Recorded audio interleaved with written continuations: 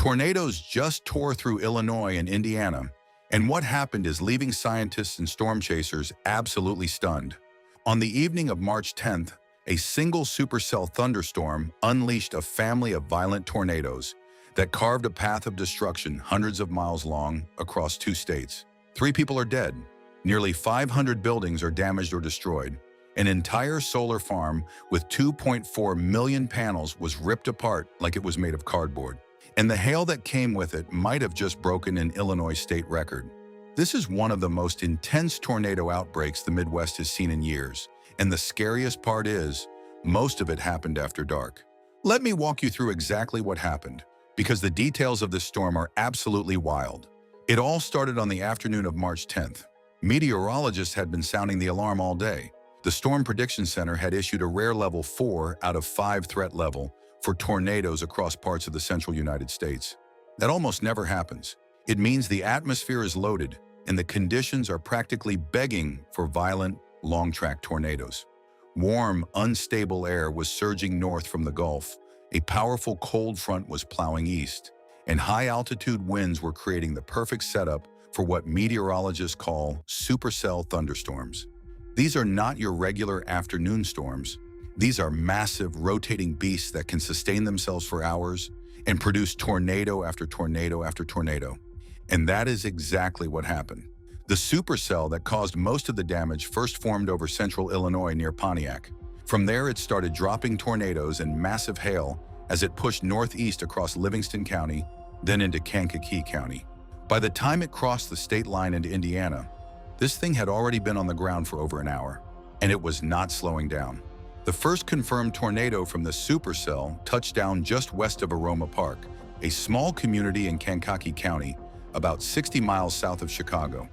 The National Weather Service has rated this tornado an EF3 with peak winds near 150 miles per hour. To put that in perspective, an EF3 tornado can level entire houses, snap trees like toothpicks, and throw heavy objects hundreds of yards. And that is exactly what residents described. One man in Aroma Park told reporters that his son screamed at him to run to the basement as the hail started slamming into the house. He said he could hear everything breaking and caving in above him as his kitchen literally collapsed from the second floor down on top of him. He survived by hiding in a utility closet in his basement. Another resident stepped outside after the storm passed and described the scene. Her neighbor's garage was gone. The next neighbor's house was gone. Both of their cars were gone. Their shed was gone.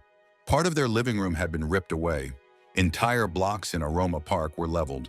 Roofs were sheared clean off buildings. Trees that had stood for decades were snapped and uprooted.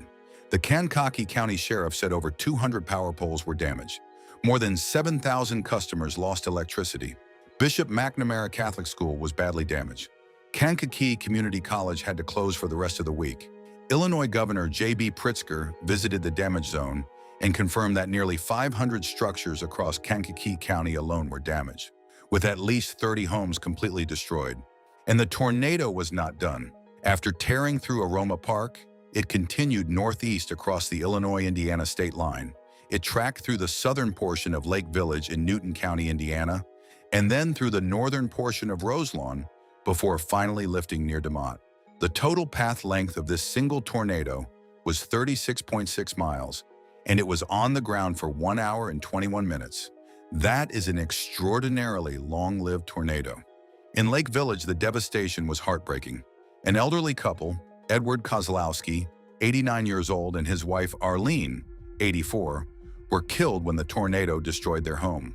Their family told reporters they had been planning Edward's 90th birthday at the very house they had lived in for years. Everything the couple had built was gone in a matter of seconds. 10 other people in the area were injured. Over 100 homes were searched by emergency crews, with 32 completely destroyed.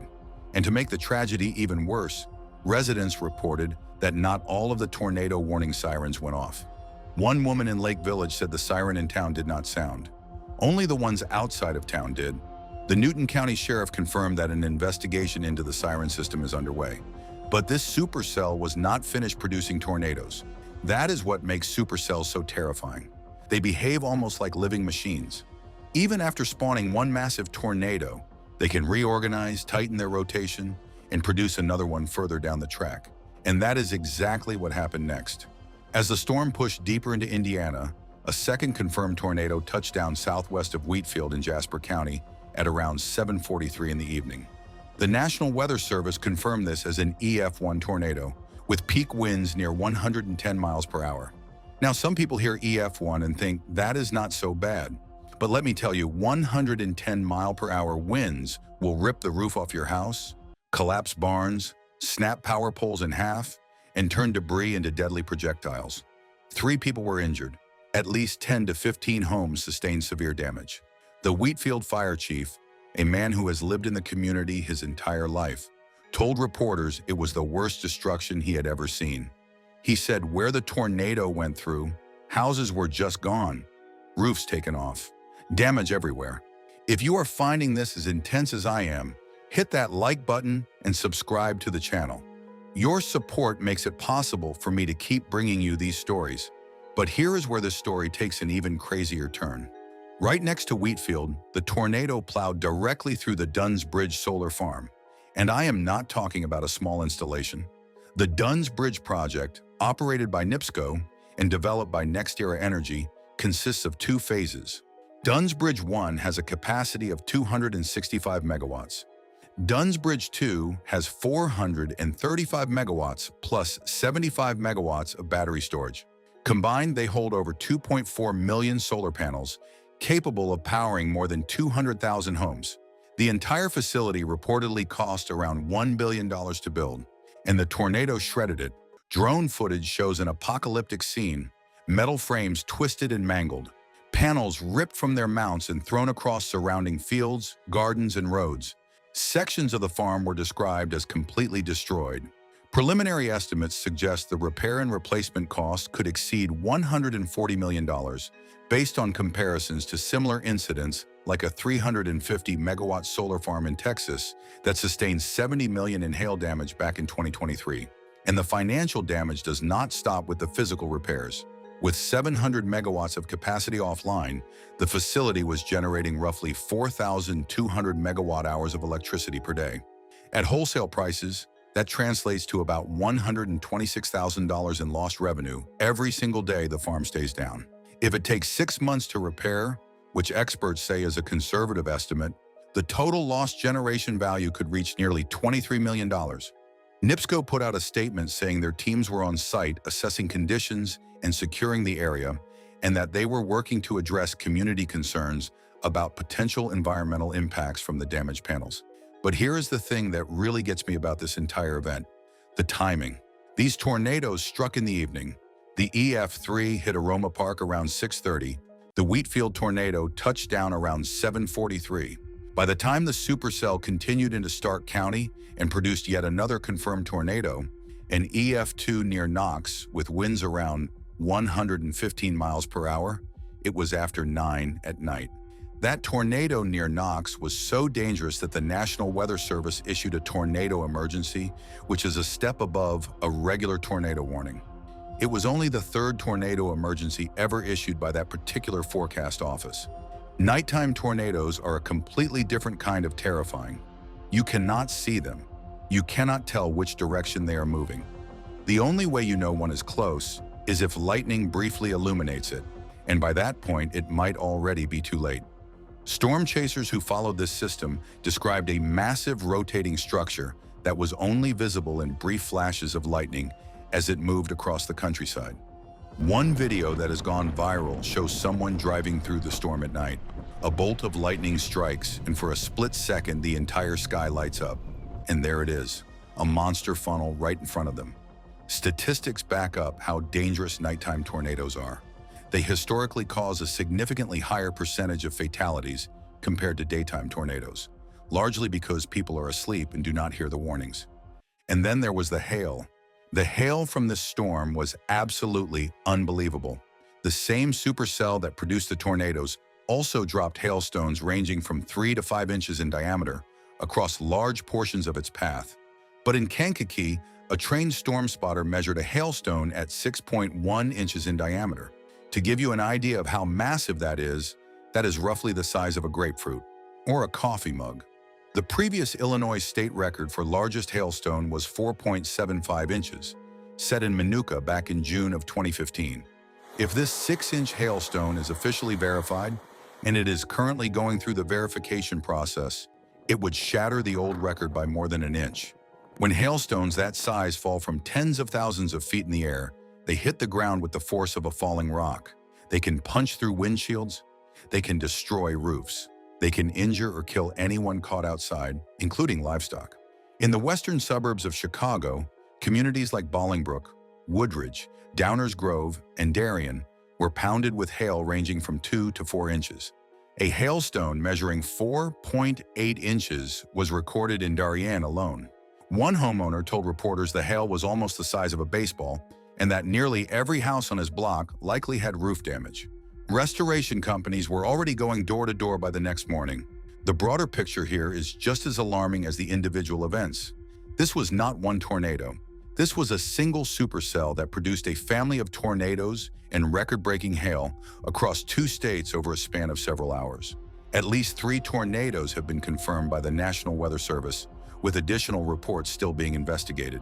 The confirmed tornadoes include the EF3 that tracked from Aroma Park to near DeMotte, the EF1 near Wheatfield, and an EF2 near Knox in Stark County. The storm also produced at least 1 additional tornado near Pontiac and a satellite tornado near Sun River Terrace that are still under analysis. Communities across the region woke up the next morning to scenes of devastation: homes flattened, cars overturned, entire neighborhoods buried in debris, emergency crews searching damaged buildings, farm animals wandering loose after fences were destroyed. Donkeys and goats from local farms were found scattered across the countryside. The Red Cross set up shelters at Kankakee Valley High School and Kankakee Community College. More than 1,100 utility workers were deployed to Kankakee and Aroma Park alone to begin restoring power. The Salvation Army sent trucks serving meals and hygiene kits. And within days, the Billy Graham Rapid Response Team announced it was sending chaplains to provide support to families who lost everything. What makes events like this so unsettling is that they are becoming more common. Severe weather outbreaks are pushing further north and further east than they used to. The traditional tornado alley centered over Oklahoma and Texas is shifting. We saw it with the deadly tornadoes in Michigan just days before this event. We are seeing it here in Illinois and Indiana. Warmer air, more moisture, and increasingly volatile atmospheric conditions are creating environments where supercells can form earlier in the season in places that historically were not considered high risk. For the families in Aroma Park, Lake Village, Wheatfield, and the surrounding communities, the road to recovery will be long. Insurance claims are piling up. Some residents are still displaced. Some lost everything they owned. And some, like the Kozlowski family, lost people they can never get back. An elderly couple, married for decades, taken in the same moment by the same storm. This is a reminder that when the atmosphere decides to turn violent, there is very little standing between us and total destruction. One moment it is a quiet Tuesday evening. The next moment, the sky turns black, the roar begins, and everything changes. If you live in an area where severe weather is possible, please have a plan. Know where your shelter is. Keep your phone charged. Pay attention to warnings. And do not assume it will not happen to you, because the people in Lake Village thought the same thing. And here is the thing that really sticks with me. The National Weather Service had issued warnings. The Storm Prediction Center put out a rare level 4 threat. Tornado watches were in effect before any of the tornadoes touched down. Tornado warnings were issued before each individual tornado hit. Sirens were sounding in most areas. People had time. And still, 3 people died. Still, hundreds of homes were destroyed. Still, a billion-dollar solar farm was wiped out. That tells you everything you need to know about how powerful these storms are. You can do everything right, have every warning system in place, and nature can still overwhelm you in seconds. The question now is not whether storms like this will happen again. They will. The question is whether we are ready for the next one. Stay safe out there, and I will see you in the next one.